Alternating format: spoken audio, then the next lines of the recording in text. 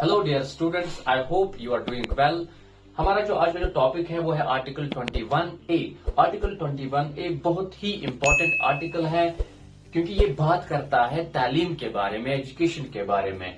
इसको पढ़ने से पहले आपके लिए रिक्वेस्ट है कि आप इस पेज को फॉलो करें, चैनल को सब्सक्राइब करें और इस वीडियो को शेयर करें। आर्टिकल 21A की अगर हम बात करें तो ये बात करता है राइट टू एजुकेशन के बारे में। जो हमारे बच्चों को तालीम पढ़ने का हक जो मिलता है वो इसी आर्टिकल से मिलता है। इसीलिए मैंने कहा था कि ये बहुत ही इंपॉर्टेंट आर्टिकल है। यहाँ पे जो एज ग्रुप है 6 to 14 इयर्स के बच्चे जो है उनको स्टेट की तरफ से फ्री एंड कंपलसरी एजुकेशन मिलेगी, ये उनका हक है। देखिए यहाँ पे 21 आर्टिकल जो हमने प्रीवियस वीडियो में पढ़ा, यहाँ पे वही 21 है लेकिन उसके साथ एक अल्फाबेट ऐड किया गया है। तो हमें ये ध्यान में जरूर होना चाहिए कि जब भी आर्टिकल के साथ कोई अल्फाबेट ऐड किया जाता है तो इट मीन्स दैट यहाँ पे कोई अमेंडमेंट हुई है, यानी ये ओरिजिनल कॉन्स्टिट्यूशन में नहीं था, फिर इसको बाद में अमेंडमेंट के जरिए इसको इंसर्ट किया गया है। तो यही सवाल है कि क्या ये आर्टिकल अगर अमेंडमेंट के जरिए इंसर्ट हुआ है तो वो अमेंडमेंट कौन सी है? तो वो अमेंडमेंट है अमेंडमेंट 86। इस अमेंडमेंट के जरिए ये आर्टिकल 20A बना।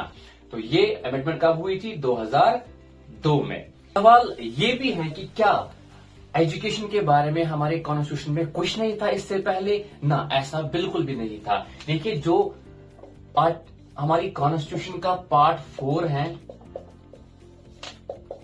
पार्ट 4 में क्या है? Directive principles of state policy. In directive principles of state policies में क्या है? एक आर्टिकल था इनमें, आर्टिकल 45। आर्टिकल 45 में ये लिखा गया था क्या कि 0 से लेके 14 ईयर तक, 0 से लेके 14 ईयर्स तक ये फ्री एंड कंपलसरी एजुकेशन मिलेगी हमारे बच्चों को। लेकिन बात यह है कि फिर ये अमेंडमेंट क्यों हुई, फिर ये आर्टिकल 21A क्यों बना?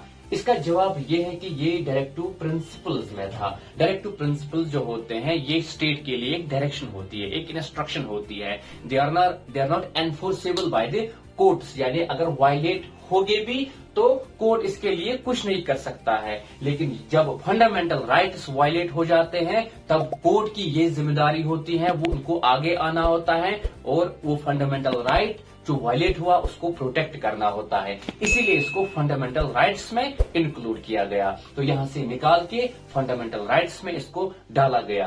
तो यहां पे अगर हम बात करें, यहां पे फ्री एंड कंपलसरी एजुकेशन थी 0 से लेके 14 इयर्स तक।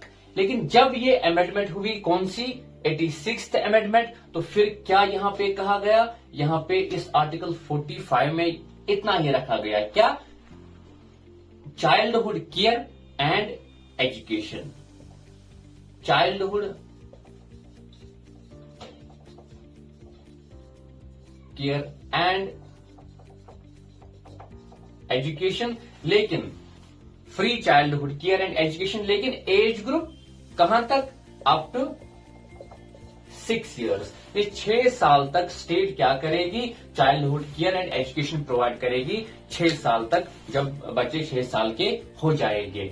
अब देखो जवाब हमें मिला कि क्यों ये इसको फंडामेंटल राइट में इंक्लूड किया गया। क्योंकि फंडामेंटल राइट्स जो हैं they are enforceable by the courts, they are justiciable. अगर वायलेट हो गए तो कोर्ट आएगा इनको प्रोटेक्ट करने के लिए। ये जवाब हमें मिला। लेकिन उसके बाद एक एक्ट पास हुआ 2009 में। तो जब ये एक्ट पास हुआ तो इसका RT एक्ट, जिसको हम कहते हैं right of children to free and compulsory education, इसकी अगर हम फुल फॉर्म बताए तो ये एक्ट क्यों पास हुआ? ये इसलिए पास हुआ क्योंकि जो 86th अमेंडमेंट्स के जो प्रोविजंस हैं उनको इंप्लीमेंट करने के लिए, for the implementation of the provisions of 86th amendment, इसीलिए ये एक्ट पास किया गया। कौन सा act? Right to education act 2009।